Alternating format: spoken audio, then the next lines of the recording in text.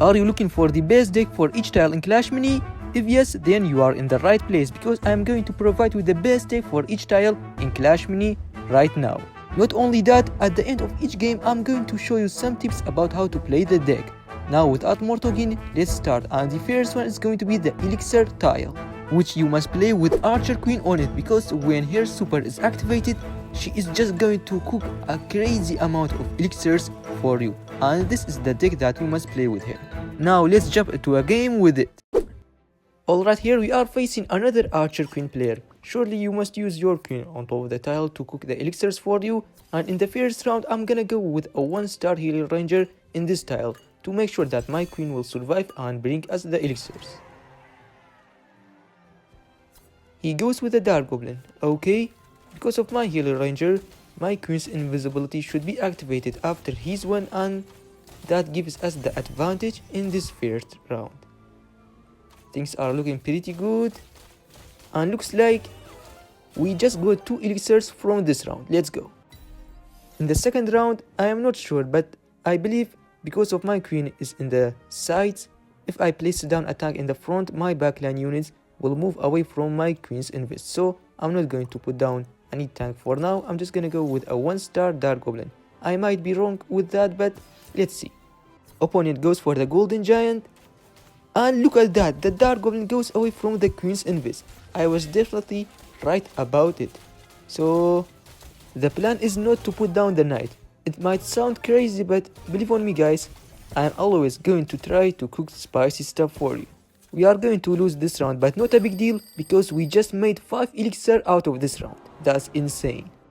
In round number 3, let's firstly take a look at the range. Alright, I am having another crazy idea. I'm going to put down a wizard in this corner to lock the Archer Queen in her placement because wizard is in her range, unlike his backline units behind the queen. They must move around because there's nothing in range of them, and hopefully like that we can take them down firstly before activating the queen's invis. I am not sure if the plan is going to work or no, but it is definitely a worthy thing to try. Okay, let's see now. And it is working like we planned for. We must now take down their ranged units before activating the queen's invis, and that should secure us this victory. Hopefully his dark goblin is down. Healer ranger almost died. Oh boy, but it's not a big problem as we are still going to take this one. In round number 4, we are having 11 elixirs, but I'm just going to spend 4 of them to upgrade my wizard to the 3-star. That's one wizard. Hopefully, yes, let's go. We are going just like this. I'm not going to ruin my plan. Right now, my opponent must have a really big elixir advantage on top of me. But let's see, guys. Prince in my wizard, well, I'm not having any problems with that. Okay, my queen's invis will be activated. And his ranged minis once again. Look. Oh my goodness, this is so ridiculous. The Eos as well is down finally, and only the queen is left behind. Oh wait, he got the lucky timing, but that was not even enough for him to win this one. Let's go guys, GG's. Alright, at the end, my tip about this deck is that miner can be a really big annoying unit for you. For countering him, you have to place down the knight in a placement that his taunt will affect the enemy's miner. After that, upgrading him to the second and the last ability. Because of the knight's taunt, the miner won't be able to attack your queen in the backline till she activates her super. After that, even if the miner attacks her, you will have no problem with it and win the game. But sometimes the enemy might have the prince, which can stop the knight's taunt. So it will actually not be a bad decision to change the dark goblin to a musketeer for countering the miner for you. That's all for the elixir tile. Now let's go for the next one, which is the clone. And for it, we have another Archer Queen deck, but this time with a twist of Fisherman, because there will be a lot of players that runs AQ in this specific day, and Fisherman must get you a really good amount of value. Not to mention the double invisibility that Archer Queen is going to give you when you place her down on top of the tile. Okay, here we are in a game facing another Archer Queen player. Unfortunately, the placement of the tile is too risky for me to use my AQ on it, but not a big deal. I'm just gonna play like the tile does not exist. So in this kind of matchups, there's 2 play styles that you can use.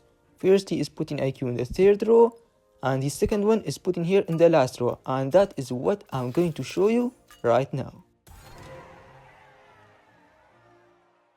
Okay, the enemy goes with a 1-star healing ranger as well, just like me, but he goes with the third row style. This match is going to be a really beautiful example of which one is stronger. Looks like his invis has been activated fiercely. Are we good in here? Big healing rangers heal, and I think go AQ. Finally his archer queen is down, and this should be secured for us in this first round. In this round, by the way guys, I forgot to mention, you can only play with this style when you are having prince and fisherman in your deck. Now in the second round, I'm going to use my prince to charge his archer queen. Make sure that the prince is in the second row. He is having bowler in his deck. Okay, the prince charge was successful. Healing ranger, oh no, that heal was literally wasted. Hopefully his queen's invis was triggered fiercely. So are we good in here? I really don't think so. He's having more units on the board. In round number 3, I'm not going to be so aggressive till I see where he's going to use his prince. So for now, I'm just going to upgrade my healer ranger to the second ability to make sure that she is going to heal the AQ and go for anti-heal wizard. I tried to upgrade the prince as well, but looks like we were too late. Actually, it was so good that I was not able to upgrade the prince. That 4 elixir would have just been wasted. Now we are not looking too good, or maybe all of his ranged minis are in the front, which means they are going to go down fiercely. Only the AQ is remaining, and I believe this is going to be... Oh wait, he got the lucky timing with the invis. Oh my goodness, that's so annoying. I really can't wait for that interaction to be fixed.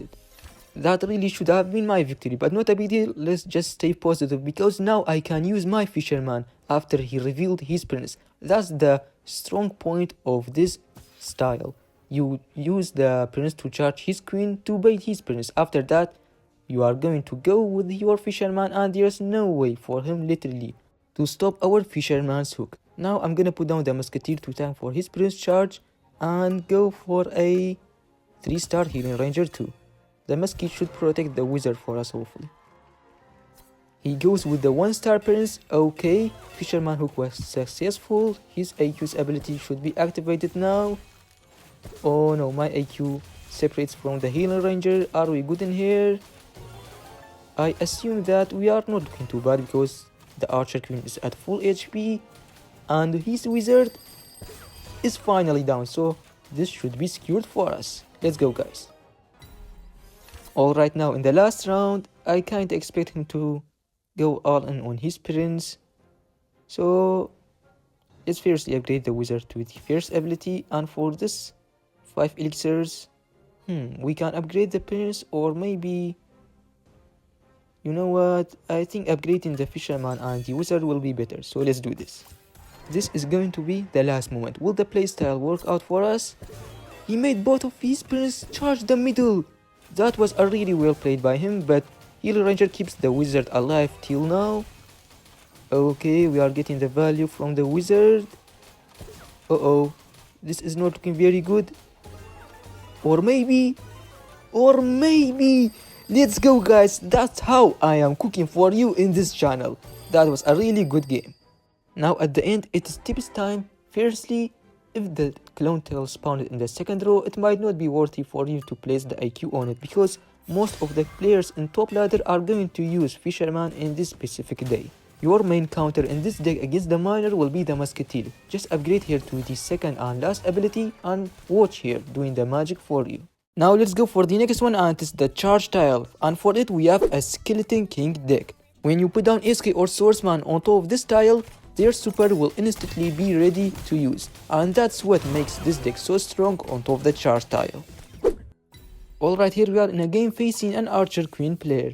In the first round, let's firstly say good luck to him as well, and after that, I guess prince will not be useful in this early round, so let's cycle him, and I'm going to place my skeleton king on top of that tile. For the next tile, swordsman will be ready hopefully. Okay, A 1-star musketeer by him. Will the SK be able to handle this for us? Come on, Skeleton King, I'm believing in you. You can do it. Oh my goodness, what a knockback that was. It's so crazy when the muskie knocks you back in an X shape. The knockback just increases from 2 tile to 4. Well, we are not going to win this, but not a big deal. In the second round, we need to go for a golden giant to counter this annoying musketeer. For that, firstly, I'm gonna go with the wizard and the anti-heal upgrade on top of him because I believe that he's going to have a healing ranger in his deck. Now this twin is just in case. Wizard to the first ability as well, why not? Now as we go to golden giants, I will put him down in there and upgrade him to the first ability. Now this should be enough hopefully for us. A 3-star musketeer by him. Okay brother. Golden giant is still in the range of the musketeer, that's what we like. Big golden G stun now, SK come on! Oh no, SK was not able to charge that super. That would have been so crazily good for us, but not a big deal as the IQ is still down, and this probably should be the victory for us in round number 2. In round number 3, the new tile will be spawned and you must place your swordsman on top of it. Swordsman is one of the strongest minis with this tile. Now I'm gonna go with a 3-star wizard and hope for the best. Golden G on top of the tile by him. Alright. Big golden giant turn on top of his queen. Things are looking so good till now. The good thing about the SK skeleton is that they will tank for the queen's ability, so that as you are looking, my wizard is pretty healthy just because of it. And this must be an easy round number 3 victory.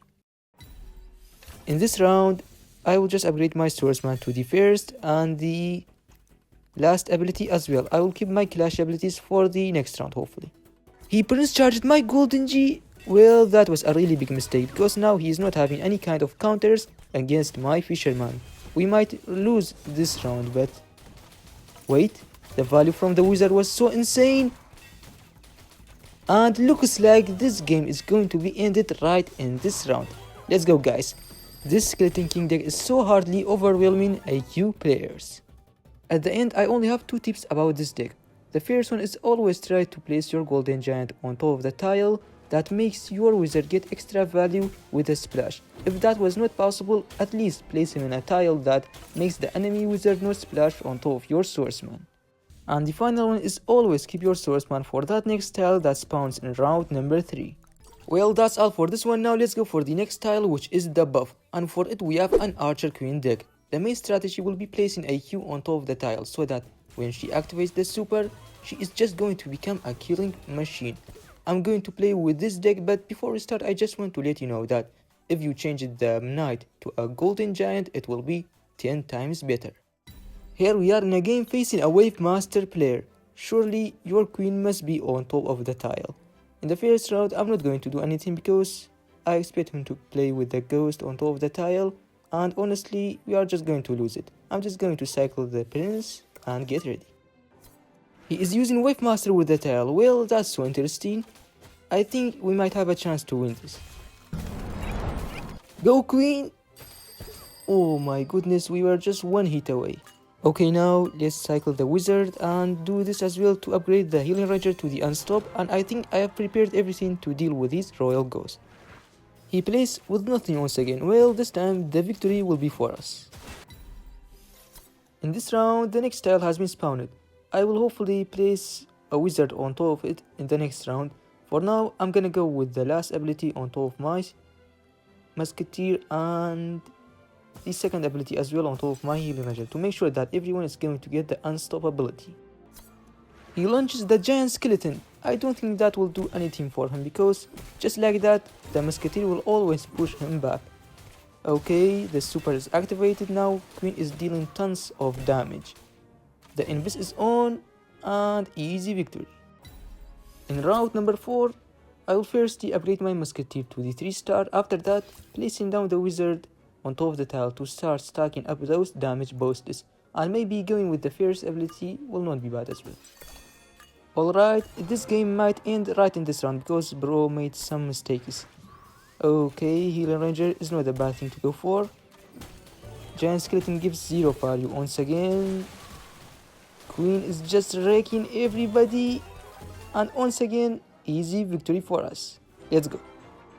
At the end, I only have one tip about this deck. And it is when you are facing a shield maiden and the tile is available, don't use the queen on top of it. Otherwise, she's just going to kill herself with the maiden's ability. Now it's time to go for the next tile, which is the invis, and for it I am having this shield maiden deck. The strong point is going to be using miner on top of the invisibility, so that there will be no way for the enemy to stop him. And we have the magic archer as well for some beautiful piercing value. Alright, here we are in a game facing a royal champion player. Most of the time against RC I am not doing anything in the first round to see where he's going to put his RC down. And maybe if he placed something like a tank, I would try to get some piercing value with a magic archer. He plays with nothing. Well, that's not exactly what I want to happen. We need some information in the first round at least. And by the way, really well played by him with placing RC on top of the tile. Like that he can avoid my invis miner. Now, can we win this one? Looks like he's going to win. Okay, not a big deal. In the second round, placing down miner will not be a good idea. I am going to be patient to see where the next invis tile will be spawned. Hopefully it will be spawned in the left hand side. Now I'm just gonna go with a wizard miner just in case for adjusting the chances for a little bit. And it's not time for magic archer as well, but I'm just going to put him down for adjusting. Now can we get some wizards please? A 2-star wizard will be so important right here. Yes, let's go, that's what I want. I'm just gonna go like this.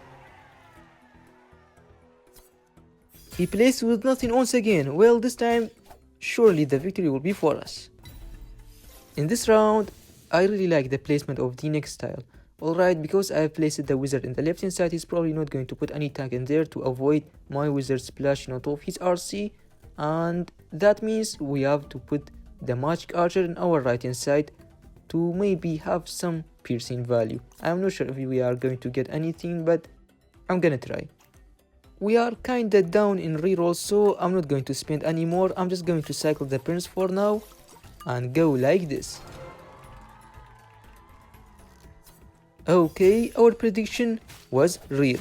The magic archer is going to get the piercing value on top of the wizard, so surely in the future rounds I have to upgrade him. And now, can we win this one? He's getting the reset. But the magic archer still survives, and this should secure us this round.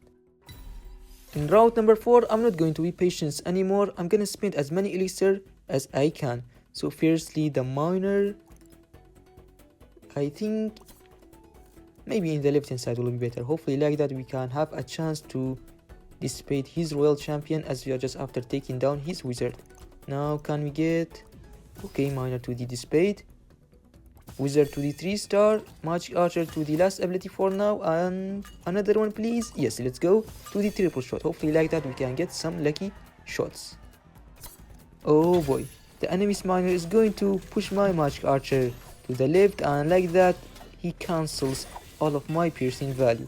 That's not that good, but my miner in the back line dissipates the royal champion, and maybe this should be it for us. Magic Archer goes crazy, and let's go guys, GG's. At the end, I only have one tip about this deck, and it's that if your first invis tile was in the opposite side of the enemy's ranged minis, don't rush at using it, because the next tile might be in the same side of them. Like that you can secure the W for yourself.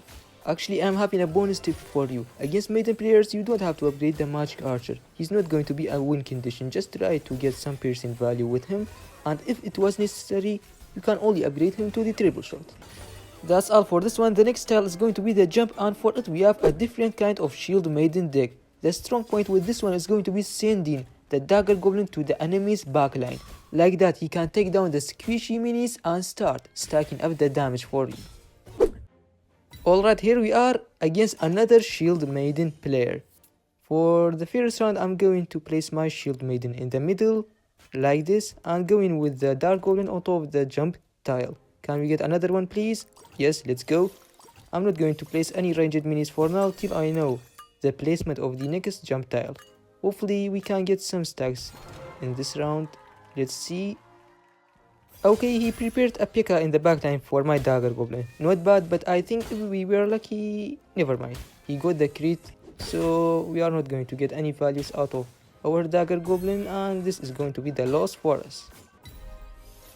In the second round, I'm first going to update the dagger to the invis. That will make him survive the P.E.K.K.A, and I am not sure if it's going to work, but I'm having a crazy plan. I am going to just 3-star my dagger goblin. Hopefully we can get another one, and let's go. So just after the dagger goes invis, P.E.K.K.A should lock on top of the maiden, and hopefully the dagger will go on top of his wizard and get some free stacks.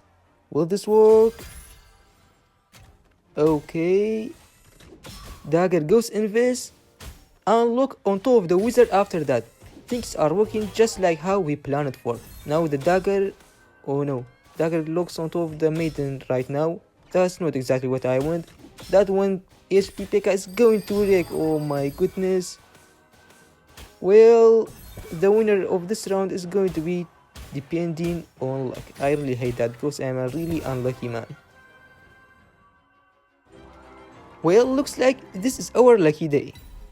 In this round, looks like the next tile has been spawned in the other side, which means there's actually no safe place for me to go with my ranged units. So just for that case, I'm not gonna go with them for now. I'm gonna place the P.E.K.K.A on top of the next tile just to wreck his P.E.K.K.A as fast as possible. Now let's do this just in case. Okay, one P.E.K.K.A firstly to the first ability. One more please. Okay, no more P.E.K.K.As, not a problem. We are just gonna go like this. A 3-star dagger goblin by him. Okay, I'm not going to do anything about that because maiden should just simply take care of him by herself. Alright, things are looking good till now. The P.E.K.K.A I guess will kill herself, but not a big deal. Now our dagger goblin has 1 stack and he's not. I don't know if that's a good thing or no, but let's see. Come on dagger goblin, I'm believing in you. His maiden is down, and looks like that 1 stack was the difference maker. In the upcoming round, I'm having a plan. I'm firstly going to put down a miner besides the P.E.K.K.A, upgrading him to the drain as well, so that hopefully like that we can stop his maiden's ability and go with the last ability on top of my P.E.K.K.A too. A 2-star mini P.E.K.K.A by him. Okay, looks like he's having the drain power on the board as well. Alright. Our P.E.K.K.A I think should lock on top of his dagger goblin, and oh my goodness, his maiden's ability just in the right time to distract our P.E.K.K.A. That was so clutch for him. But I guess even with that, the P.E.K.K.A just one-shots the dagger goblin, and just because of that, easy victory for us.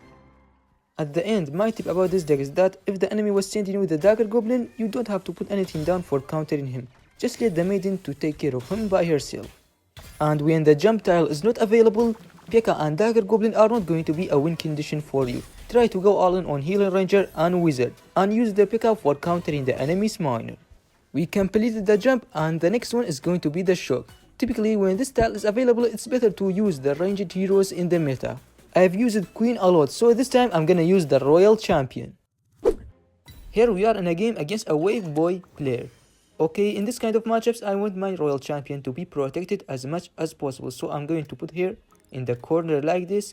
After that, let's just say good luck, and golden G right in here. That should tank for everything that he's going to use, and I guess our best option on top of that tile is just going to be the mini P.E.K.K.A. He used the ghost on top of the tile. That's actually a really good news for my golden giant. I will try to explain that in the next round, hopefully. For now, are we having a chance to win this one? Maybe if we be able to get a reset out of that ghost. Oh, it does not look like that. So I guess we are probably going to lose this one. In round number 2, I'm gonna try to upgrade my mini P.E.K.K.A and the golden giant as much as possible. So firstly, nice, we got 2 mini P.E.K.K.As. I'm just going to upgrade him to the first and the second ability for now. And can we get 1 golden giant? Yes, let's go. I'm gonna upgrade him to the first ability so that because he used the ghost on top of the tile, he's just going to constantly heal his HP. That's just so crazy. Every time he gets stunned, He heals back 20% of his max HP, and that's not something that can be messed around with. Alright, the Wave Master is down finally, and I can say it from now, this is probably going to be our victory in the second round. In round number 3, I will firstly upgrade my mini P.E.K.K.A to the 3-star, and after that, can we get one golden giant? Nice. I'm gonna upgrade him to the second ability like that. He must never die. He hits my golden G with a spear goblin. Well, I'm not having any problem with that because he's just gonna heal back his HP. Okay, our RC is gonna die sadly. But not a big deal, as the golden giant is tanking for the royal ghost, and that's exactly what we want. Now the mini P.E.K.K.A hopefully should just carry us. Oh no, ghost retargets on top of the mini P.E.K.K.A. That's not good. But he's having a lot of HP, and like that we are going to win. In round number 4, Musky can be a really good mini in this kind of matchups, but I'm not going to reveal her just for now. I'm gonna keep her as a secret. So for this round, I'm not going to do anything. Bro is having a bunch of clash abilities in his deck. Wait, what? The speed goblin hits the mini P.E.K.K.A. How was that possible? Well, I guess that was just a nonsense in there.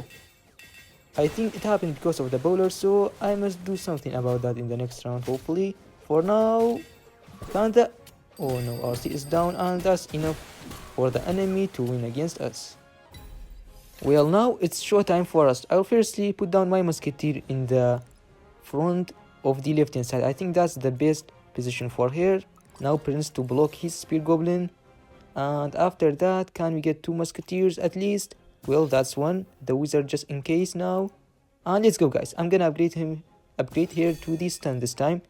And you know what, guys? I think there's a chance for him to press charge the tile that the musky is on, so I'm going to move the wizard to the front instead. Alright, this is the moment, guys. Can we win this one?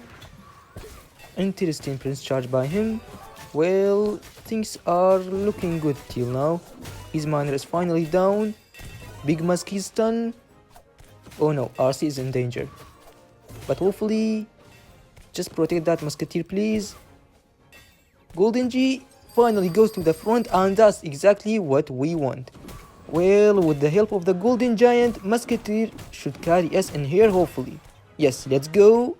Easy victory against this dirty ghost player. At the end, it's tips time. If you were facing a royal champion player and the tile was available, don't use it, because the enemy will probably be having the golden giant in his deck, and that will just make things worse for you. Musketeer is going to be your main counter against the miner in this deck. Just upgrade her to the last and the second ability and watch her countering him for you. If the enemy's clash abilities was in the range of your shock tile, you can stop it just by placing a mini on top of your tile. To avoid that happening to you, it's better to use your clash abilities in the second row. Now the next 3 tiles are going to be Curse, Transform and Heal, which are not having that much of effect on top of the matchup. So every meta deck is playable on them, you just have to choose one of them by yourself. And the final one is the Demon tile, which unfortunately I missed the day that it was available on. But I really expect that one of these 3 decks are going to be the best on top of it. Well, at the end, that was all of my information about every tile in the game right now. Let me know if you want me to make a similar video like this in every new meta, and see you in the next one. Bye bye.